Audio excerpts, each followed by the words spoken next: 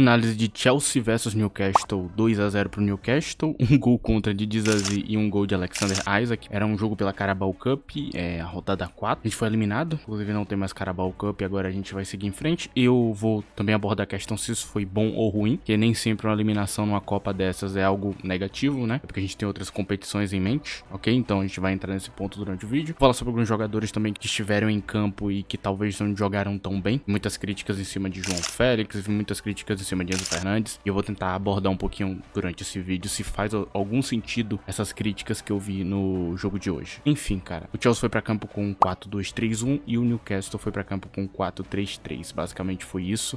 Pra quem caiu aqui de paraquedas e não me conhece, eu sou o Corvo, apresentador desse canal. Seja muito bem-vindo ao Plano Blues. Bom, cara, essa é uma daquelas partidas que normalmente os dois times que estão na Premier League buscando posições na tabela, eles botam as reservas em campo, ok? A maior parte do tempo é assim que acontece. E não foi diferente, né? O Chelsea vai com o time B pra campo, o Newcastle tem várias reservas em campo, inclusive não tivemos a presença de Bruno Guimarães no time titular, ok? No segundo tempo. Numa das pontas tem a figura de Joe Willock, foi adaptado ali na posição, inclusive atrapalha a posição padrão de Anthony Gordon pra fazer essa função lá do Newcastle. O Chelsea também vai com o time todo reserva, inclusive Desburg Hall ficou na ponta direita, que não é muito comum, até porque ele é um segundo volante barra central midfielder ofensivo. As duas funções basicamente, mas ele é tipo botar Gallagher na ponta, é o mesmo cenário. Ele tem um poder ofensivo maior, mas ele fisicamente é pior, então é um cenário idêntico. Do ponto de vista tático, o Newcastle faz a execução deles de sempre, né, o mesmo jogo, e o que a gente nota é que no primeiro tempo o Newcastle tem um controle absoluto do jogo, muito forte mesmo. Fisicamente eles pareciam melhores que o nosso time B, estavam pressionando muito, muita pressão alta,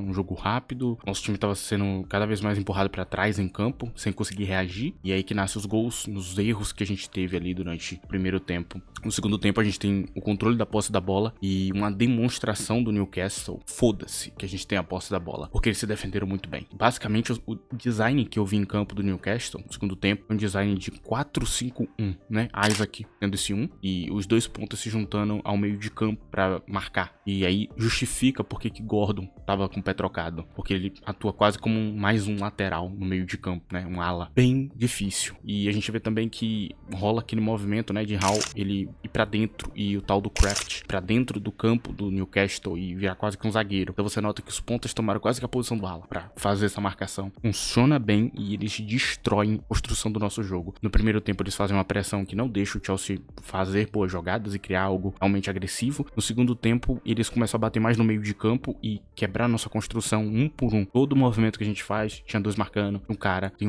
outro, e a gente tem que buscar um movimento que não gera nada. Taticamente, a gente foi destruído pelo Newcastle. A nossa ideia não funcionou e a deles funcionou com maestria. Eles controlam o jogo do primeiro ao último minuto, não teve nenhum descontrole. Nosso ataque não funciona e eu não acho que seja por causa das peças. Também tem um pouco a ver das peças, ok? Algumas falhas ali que eu vou abordar mais pra frente. Mas eu diria que é mais na parte tática. A ideia de Eddie Howe acabou com a gente. Talvez abra um sinalzinho vermelho que eu vou abordar um pouco mais pra frente. Enfim, a ideia do Chelsea de construir o jogo e tudo mais, sair na pressão, hoje deu um pouco errado, né? Um dos volantes e isso dá uma diferença muito grande. Eu tava esperando um pouquinho mais de Renato Veiga no jogo, vi gente comentando que ele tava no lado errado do campo. Não existe lado errado do campo quando você é volante. Jogar onde você tem que jogar, você é um volante. Ah, mas ele tava de lateral invertido? Não. Lateral que tava fazendo, não inversão, tava sendo sobreposto, né? Que é cucurelha. E o design do Chelsea era um 3-2-4-1. Basicamente era isso o design. Quando a gente tava com a bola no pé, um cucurelha se juntando ao ataque, mas não como um ala no ataque, como um meio atacante, o que é uma ideia terrível, porque Cucurella não tem poder ofensivo pra isso. Ele consegue cumprir a função bem de lateral e de participar do jogo, mas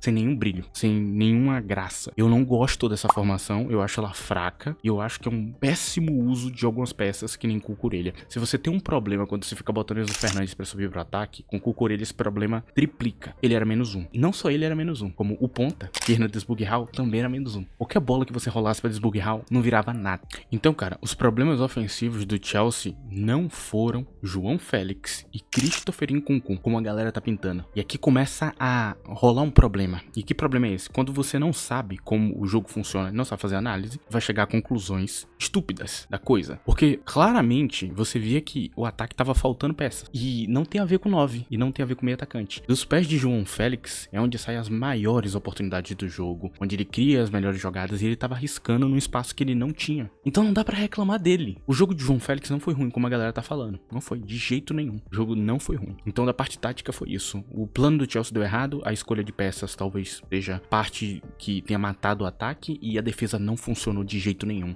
Funciona muito mal a defesa do Chelsea, cara. Nesse jogo foi terrível. Temos alguns culpados aqui, né, nessa mesa e é complicado. Lembrando que isso é um jogo de Copa, ser eliminado na Copa pode ser que não seja algo tão ruim, é que eu tento trazer essa perspectiva pra Enzo Maresca. Olha, eu vou dar minha sincera opinião. Se a gente estivesse jogando a Europa League ou a Champions League, que você tem que ter uma rodagem de elenco boa, eu acho que ser eliminado não é um problema. Principalmente o Aston Villa, né? Caiu 2-1 aí pro Crystal Palace. Fez a coisa certa. O Aston Villa não tem elenco pra ficar rodando na Champions. Faz sentido. Mas aqui a gente tem um ponto. Não somos o Aston Villa. O nosso projeto é com um monte de jogador. Um bola ali de jogador. Uma bola gigante de um monte de jogador. A gente pode trazer um monte de cara do empréstimo. Se o problema for a rodagem de elenco, a gente tem elenco pra isso. Então, não acho que justifica. E principalmente porque a Conference já demonstrou não ser um desafio. Os jogos da Conference são os mais fáceis até agora da temporada. Então, eu não vejo sentido, ok?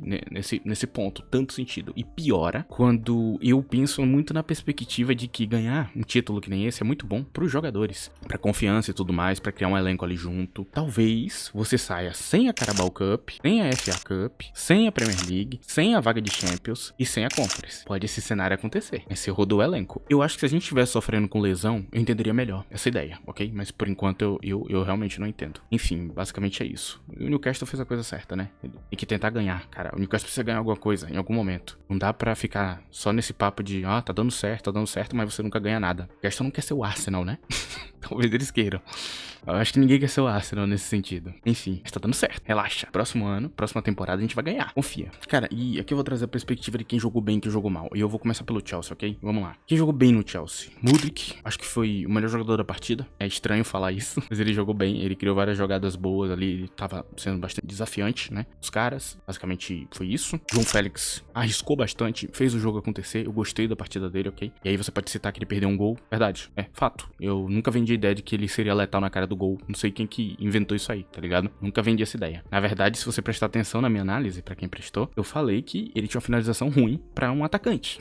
A finalização dele era boa pra um meio atacante no máximo. Foi o que eu falei na minha análise. É basicamente isso. Então, quem fica em dúvida aí se João Félix seria letal na cara do gol, não. Ele não é Palmer. Se fosse fácil arrumar um Palmer a cada esquina, todo time tinha um Palmer, né? Mas não tem. Só a gente tem. Enfim. Nkunku também perde um gol ali, mas eu não achei a partida dele nem boa nem ruim. Eu não vou nem citar ele por causa disso. Eu acho que foi uma partida normal, equilibrada. Não espero o protagonismo dele, ainda mais num jogo que o esquema tático não funciona. O outro que pra mim fez uma partida razoavelmente boa foi Enzo Fernandes. Sim, ele mesmo. Eu não vou criticar ele aqui não, porque ele não jogou mal. E aqui a gente entra numa dor de cabeça. A galera tá culpando o Enzo Fernandes pelo lance de Badiashile e Renato Veiga. Mano, desculpa, você é um imbecil. Eu não tenho como usar outra palavra. Ele nem toca na bola. Ele não tem nada a ver. O erro não foi dele. O erro não parte dele. O erro não existe o erro. Ele não participa do lance. Há um toque errado de Badiashile, uma leitura horrorosa da jogada. Renato Veiga dá outro toque e ela passa na cara de Enzo Fernandes, que não tinha como chegar porque a bola foi muito rápida. E aí, tem um toque de Tonali por trás dele ali, né? A bola passa por ele e rola o gol. Ele não tem nada a ver com isso. O jogo de Enzo Fernandes não foi bom e nem ruim, ok? Dá pra dizer isso aí. Só que ele fez a função dele direito, diferente do companheiro do lado dele. E aqui eu começo a falar dos que jogou mal. Renato Veiga fez uma partida horrível. Terrível assistir ele em campo e rolou exatamente o que eu tinha falado um tempo atrás. Faltou ritmo. Faltou ritmo. A Premier League é muito rápida. E ele foi destruído fisicamente por Tonali, Joelinton e os jogadores do Newcastle.